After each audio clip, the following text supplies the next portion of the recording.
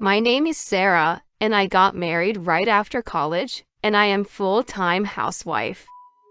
I met and dated Sam in college, and I am in good relation with the in-laws.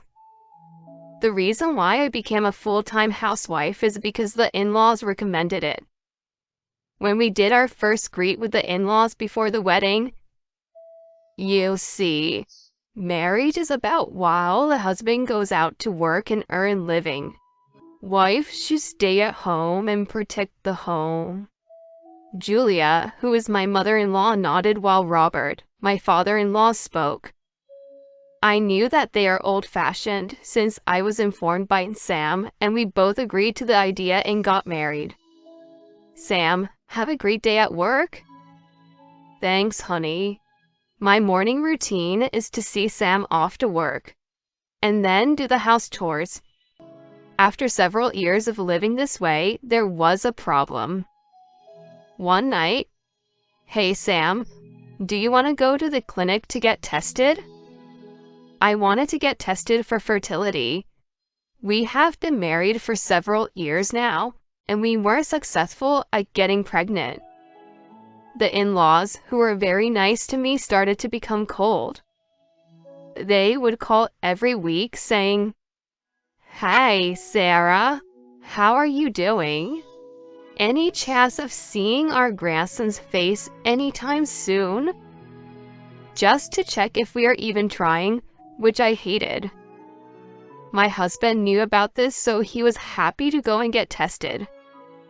The next day, we went to the clinic to get tested, and after waiting for the result, we received a very surprising result. The result was that my husband was the one with infertility. My husband was very upset. "Sam, it's okay, don't be upset. I am okay with not having kids as long as I get to spend my life with you happily." I said that with a smile. Truthfully, I was picturing our future with kids in our life, but after seeing my saddened husband, I tried to forget it and put that idea in back of my mind. I am just going to enjoy my life with Sam, just the two of us. "Sarah, I am so sorry." "Thank you," he said while crying and hugging me. I felt like our bond became deeper. We will go to many different places and make tons of memories. We decided to hold our hands while we get back to our home. I felt like we were back in our honeymoon time again and felt happy about it. I am happy to spend the rest of my life with only just you, Sam. As I said, Sam looked a little bit surprised, but right away he responded, "Thanks, Sarah," as he said, and he held my hand firmly. I really thought that for the rest of our life, we will be spending the rest of our life together until that day. After getting tested with infertility, I was spending uneasy times.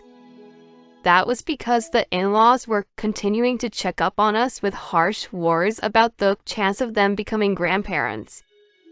Every time they would call, I thought of telling them the truth, but every time I try, I would picture Sam being very depressed, and I couldn't do it. "We will tell them when we are ready at the right timing." Sam even told me, "Hey, Sarah, I will tell them. Just wait.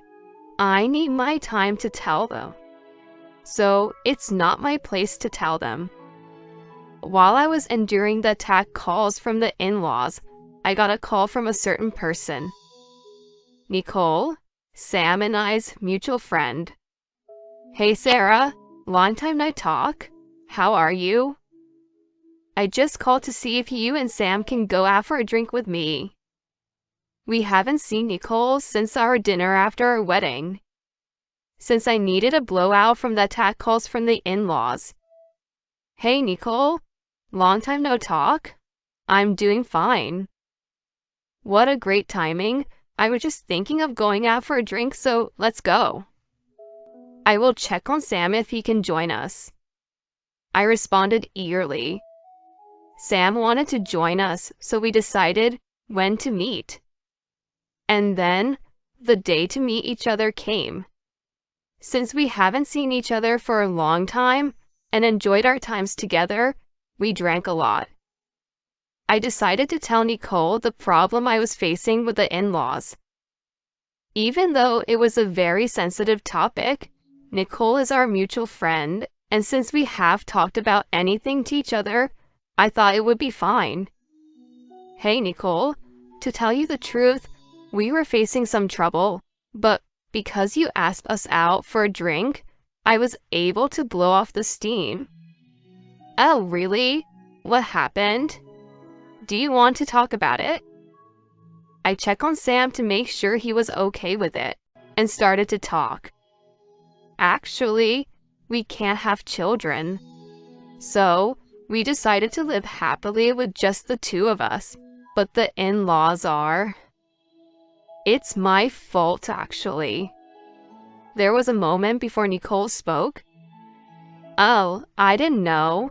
Thank you for sharing this with me. I'm rooting for you two. Enjoy the times being together with just the two of you and go travel many different places and make many memories. And go out for a drink with me sometimes. Her words lightened my heart. Sam looked happy too. I felt better and was happy that I told Nicole. After having a few more drinks, we parted. After that day, Sam started to smile more, so I thought we were enjoying our times together. However, I found out that that was just me. Sam has been in a good mood lately, which should be good, but I felt weird about it. I should have checked in on him more properly to think about it now. One day, Sam came back home with Nicole. I thought that he bumped into her randomly and decided to invite her over. Hey Nicole, welcome. You came by my surprise. Would you like some tea? Nicole nor Sam did not answer. What's up, guys?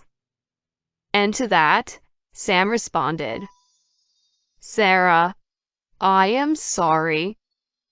I want to be with Nicole, so can we divorce?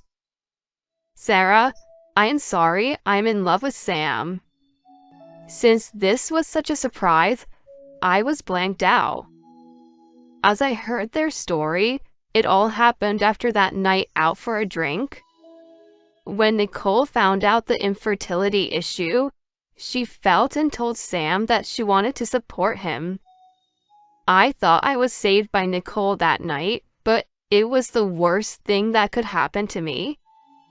The warm and lovable feelings I had for Sam just disappeared. We decided on spending the rest of our life with just two of us. How could this happen? Fine, I'll sign the papers. They did not expect me to divorce right away, so they were surprised too. What? Are you sure, Sarah? Yes, I'll sign the paper for the divorce. I'll prepare and pack my things to leave. But since I need time to pack my things up, don't come back home. I don't want to even see your face anymore. Fine. Understood. I'll be with my parents, so when you're done packing, let me know. Nicole, really? I trusted you so much, so I can't believe that you would betray me like this. I'm sorry. I know you won't forgive me, but... I cut her off. No. Nicole, I don't even want to see your face anymore too, so get out. They left the place. I sat on the sofa and processed my mind. What am I going to do now? All the time with him are going down the drain. I was so frustrated, my tears wouldn't stop. Crying won't make anything better, and regretting won't change a thing. How could this happen to me? I passed out without realizing and was woken up with a phone call. The call was from Julia, my mother-in-law. I guess Sam went home and told everything. I didn't want to pick up, but decided to answer. I could have ignored the call, but thought it would be annoying later if I didn't now. Hi, Sarah. I heard everything from Sam. I am sorry for what have happened to you, but Nicole will be able to let me see my grandchildren. Sam told me everything. So please, just oblige to the divorce process with peace. I knew it. Sam didn't tell his parents that he's the one who is infertile. I felt sorry for Julia. Oh, okay. So just hurry up and pack your things and get out of Sam's house. Sarah, thank you for taking care of Sam until now. I understand what Sam did. Cheating on you was not a good action, but please forgive him. Good luck to your future. Thank you and goodbye. I just told them that and hang up the phone. What is wrong with them?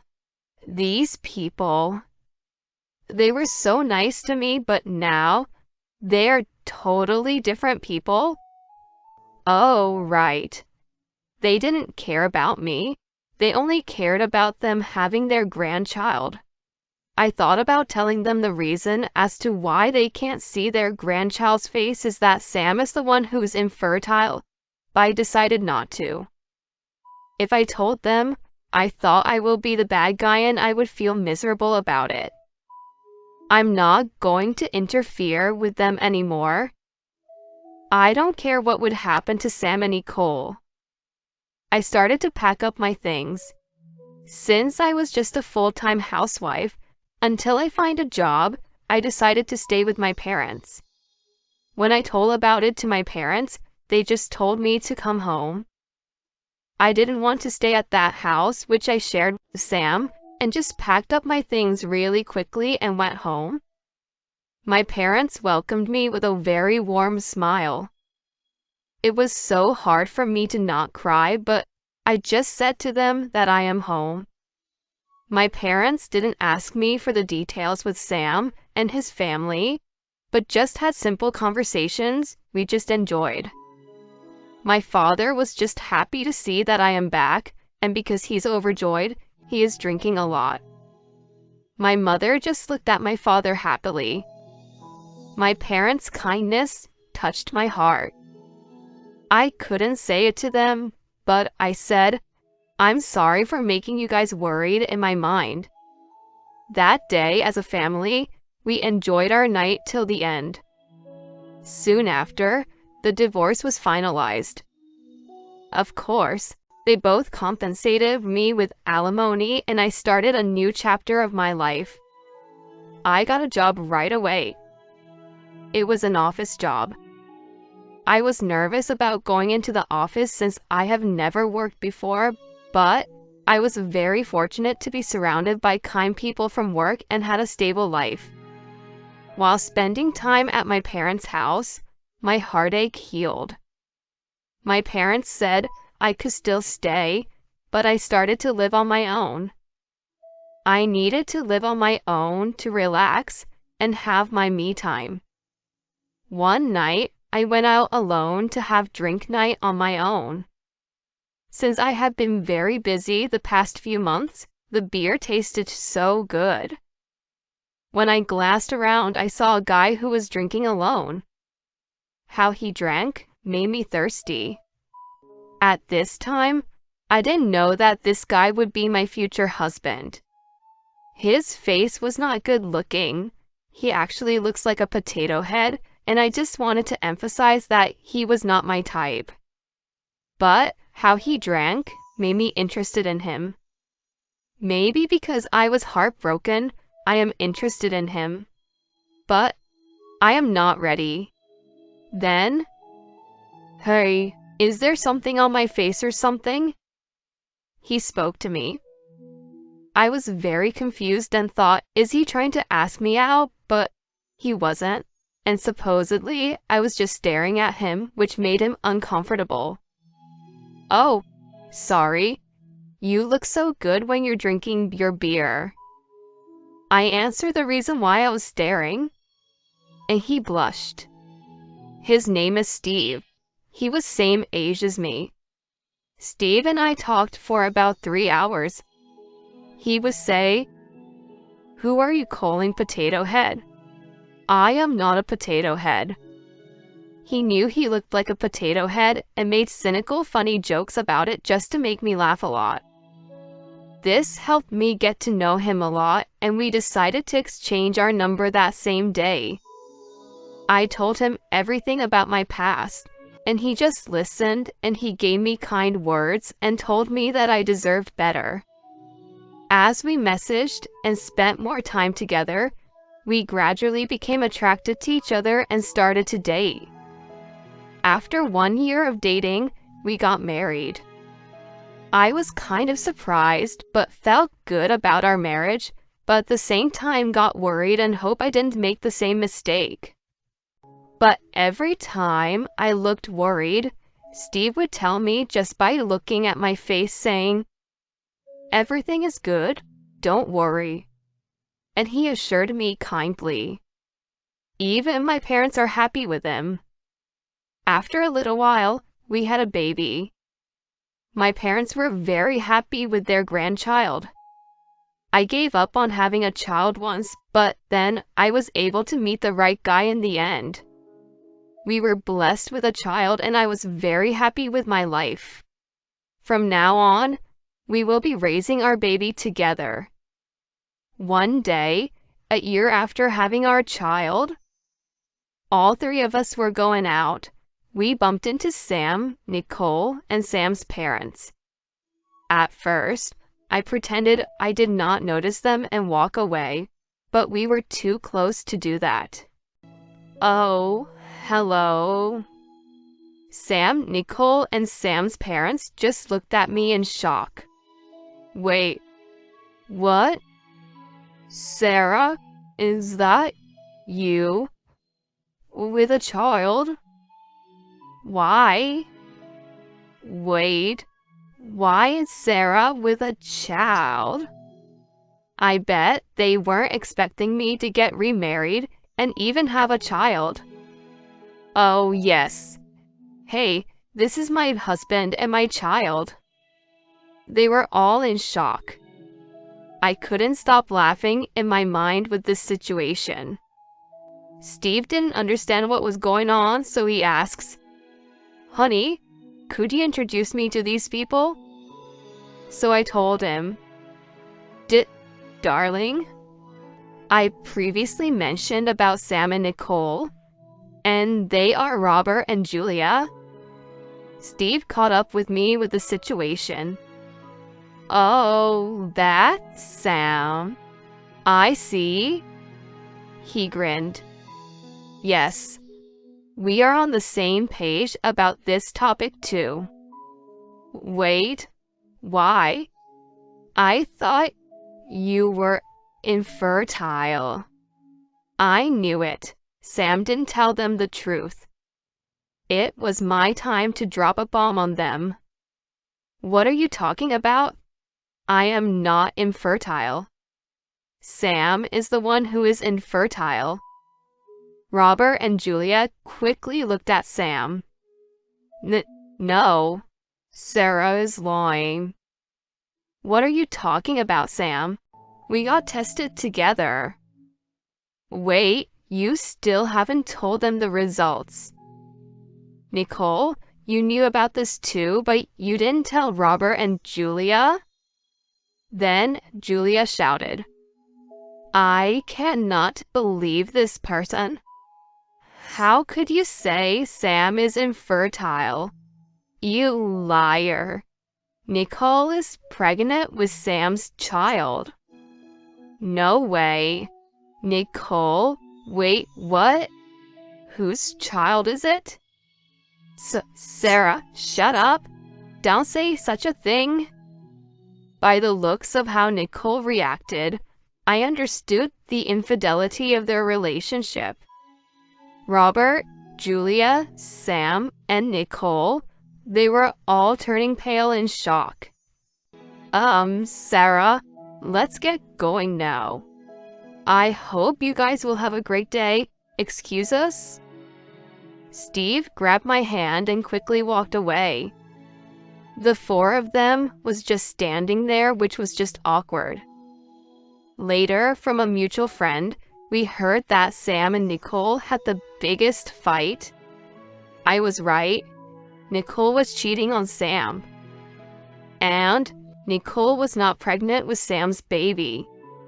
Since Robert and Julia didn't know that their son was the one who's infertile, they started attacking Nicole with having a baby, and Nicole couldn't take any more pressure and attacks from them, so she decided to get pregnant, but not with Sam.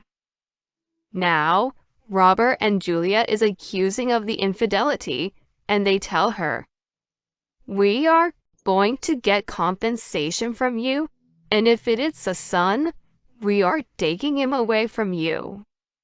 Since Nicole knew that Sam has been cheating on her and asked detectives to get photos of it, she is now getting back to them with photos to get compensation, causing a never-ending war.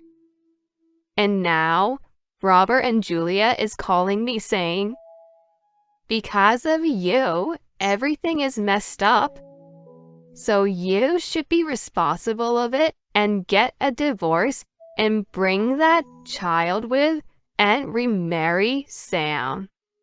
So I told them, "The number you're dialing is either not in use or is not powered on.